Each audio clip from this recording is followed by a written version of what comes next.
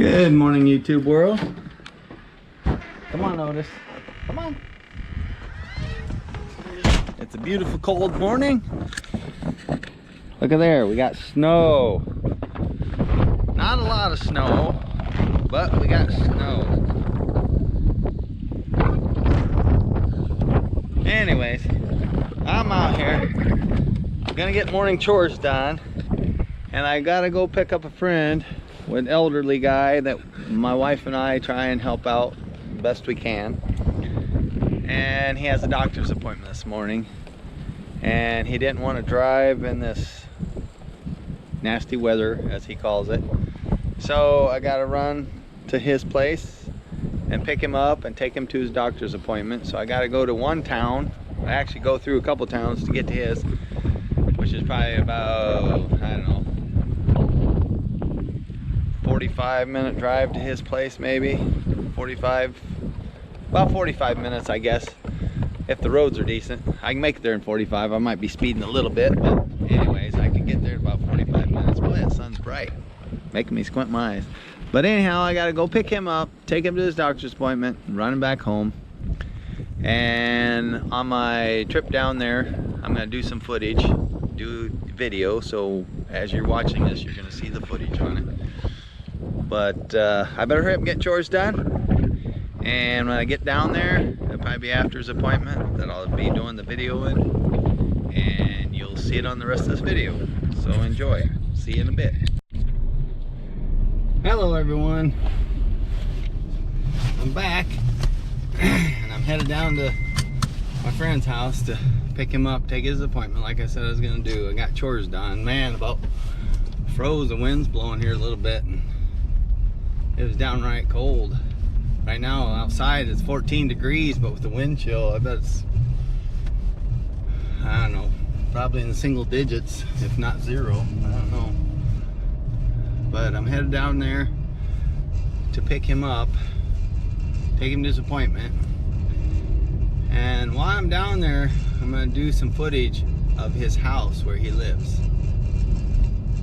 And what it is, well, I'll tell you this. The house he lives in is a tiny house, which I had built for him. Meaning when I say I had built for him, I didn't build it. I mean, I contributed to building it, helped out the guy that I actually hired to build it for me. But I'd go over there in the evenings after I got off work, and I would help him put sheeting on it and so on and so forth. But he done most of the work, the majority of it. And it turned out quite nice. This guy's been living in a house, or tiny house, for about 5 years now, I think. About 5 years. And I'll show you the tiny house, the outside, the inside. And I'll show you the camper, if I can, without him knowing, that he used to live in. And this guy is a hoarder. And so I gotta go down there and keep him in check and make sure that the house don't get hoarded up too bad. The guy lived in a camper for like 13, 14 years. There's an old house sitting there, which you'll see the house that him and his mom and his brother lived in together. One of his brothers, he had an older brother, and then he has a younger brother that lives in town, and the town we're going to his doctor's appointment, but he don't have a whole lot to do with him. My friend, he's a little slow, you know. I mean, he can read, but he don't have very high reading level, you know, 3rd, 4th grade maybe. He's about the same age as my mom. I think he's 73. Matter of fact, he is 73. He's just like a month and a half, 2 months older than my mom. But anyways, I kind of felt sorry for him when I met him, got to know him. My mom had gone to school with him and his brothers, and that's how I got to know him. I worked at a salvage yard, and he used to come in there and bring scrap metal in there, and then I taught him how to upgrade the metal, and I actually upgrade it for him so he'd get better prices for it. Help him out, because I knew he was living on Social Security, or Social Security disability, whatever you want to call it. And that don't go very far, so I try helping him out as much as I could. End up building this house. I don't want this video being too long talking about it, but when I get down there, I'll show you the footage, or show you the house that him and his mom and brother lived in, which is just, it needs torn down. It's just literally falling in. It ain't inhabitable, hasn't been for years. And I'll show you the camper he lived in, and it looks exactly the same as it did when he basically moved out of it and into this tiny house that I built.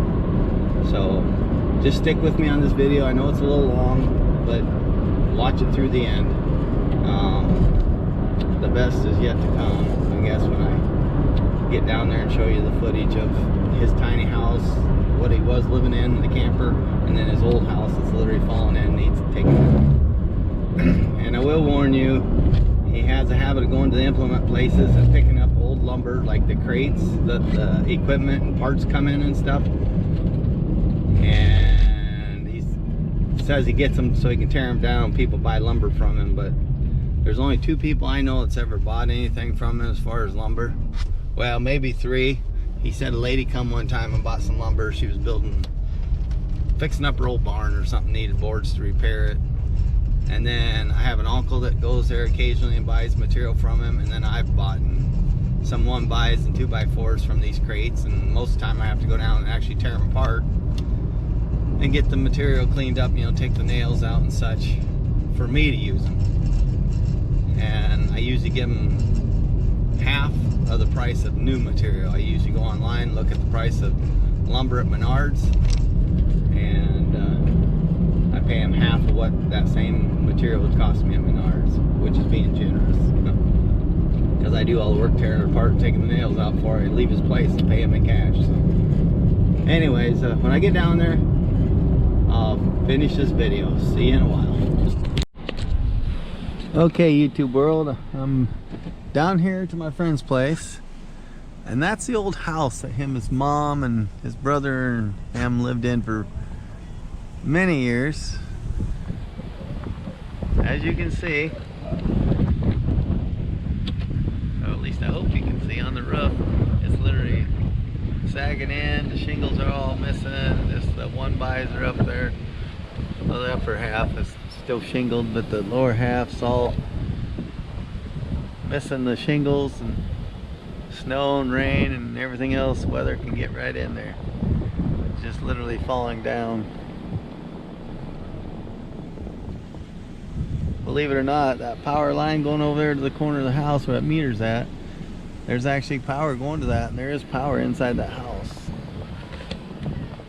But his tiny house that I built is actually wired into that meter, so that meter is actually supplying the power to his tiny house. As you can see, he's got all kinds of like bricks and old crate material and stuff piled up here. This is the backyard of his old house, just cluttered. Here's where he used to park his truck. When weather gets bad, he still does park it in here. There's an old truck that he had wrecked or something, had damage to it. Ended up getting a different one. He's got another one on this other side. There's the camper he used to live in. It's one of those pop-up type campers, and he kind of made it into a permanent housing for himself. Those rickety old steps, that's the way it was a few years ago, just like that. All he done is took his body and moved into this tiny house that I built for him. So anyways, I'm gonna drive around and drive in here because I gotta pick him up for his appointment, and you'll be able to see his house. There's another one of his trucks. There's another one of his trucks that he just keeps. He's had opportunity to haul to the salvage yard, but he just won't get rid of anything. There's an old roof from a shed he hauled in here, setting up on blocks. Trees growing up around it. Old crate material. When I get around here by the house, it'll be the same way, and I just encourage him to not haul that crap in because he don't do nothing with it, but he continues to. Old picnic table he's gotten. His yard over here and stuff's just getting fuller and fuller. A lot of this stuff wasn't here when I moved his trailer in, or his tiny house I should say. See, there's some fresher crate material. None of this stuff was here when I moved this house in. This whole side of this house, I'll clear over to that big maple tree. It was all bare, there's nothing there, and he's just hoarding this stuff in. I come down and buy some of this material and try and use it. I use it, but it's just he gets so much of it.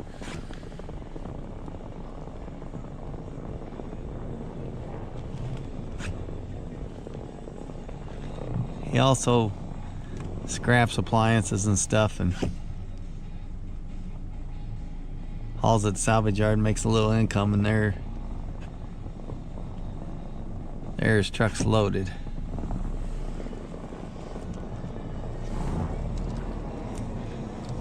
Here's his tiny house. I'll go in, I'll show you the inside quick before his appointment. That deck, I built that deck for him using all of his crate material, his pallet material or whatever. It needs power washed and resealed and stuff.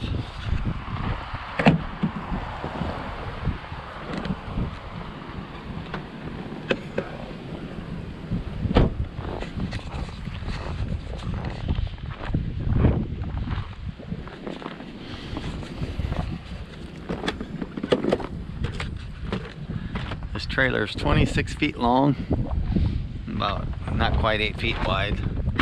I used a camper frame for it. I used a camper frame to build this. Hell, oops, knocked your heater over, didn't I, Roger? Yeah, you did, didn't you?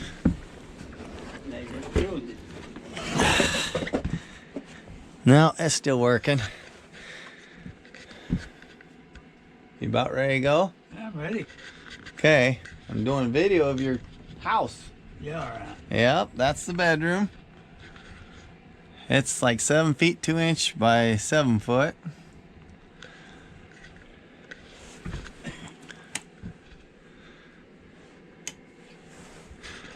Here's the dining room area. He's got a TV up there on the wall. There's the ceiling. It's got a cathedral type ceiling in the dining room and half of the kitchen area.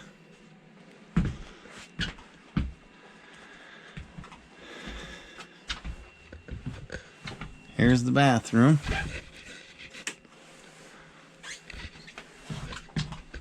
Got a shower. Medicine cabinet. A little refrigerator.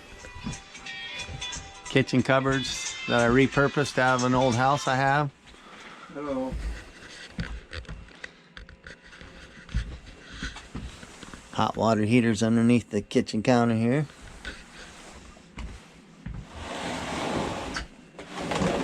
And a portable washing machine so I can do his laundry.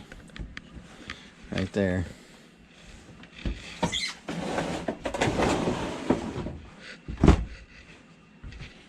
He has a little freezer cooler he picked up that he stores his meat in.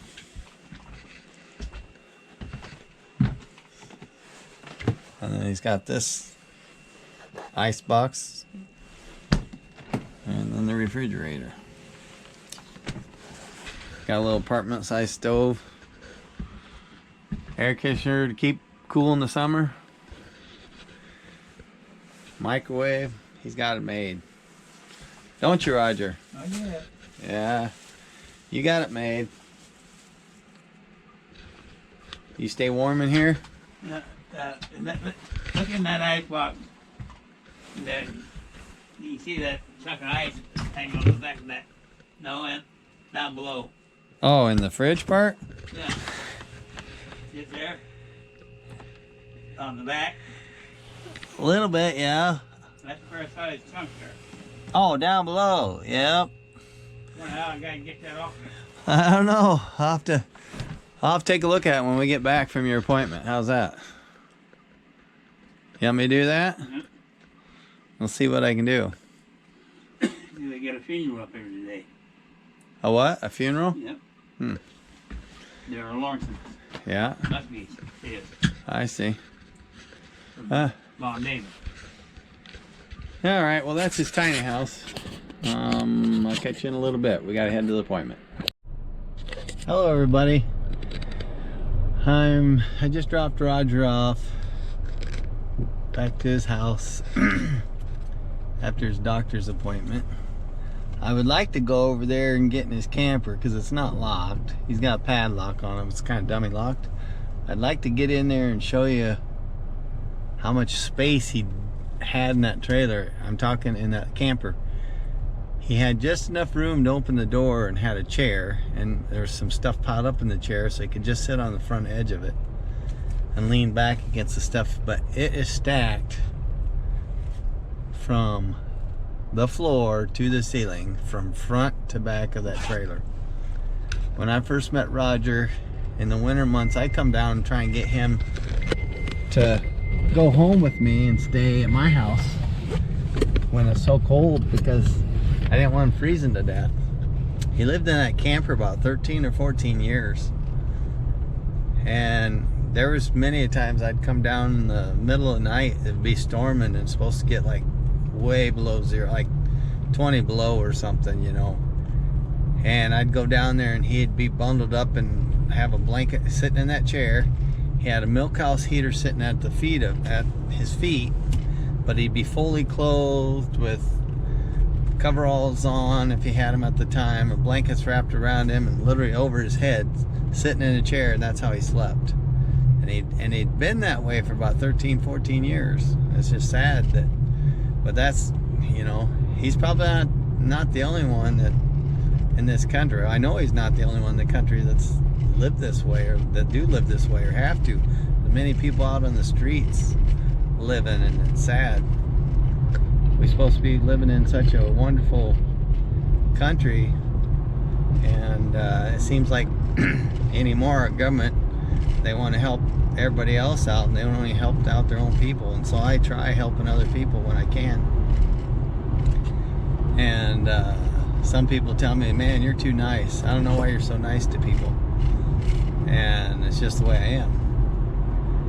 But yeah, I'd love to get in there and show you that camper, to, you know, for you to get a full effect of the way he used to live and the way he lives now. As you've seen in the trailer, he's got stuff piled on that bed. That's a queen size bed, and I mean, he's got room to lay down. He don't take his clothes off. He don't take his shoes off because he has troubles even putting them back on. Before, he had no health aid come. He bathed that outside. He did have a hydrant outside next to that camper. There's just a regular hydrant, and that's the only water source he had.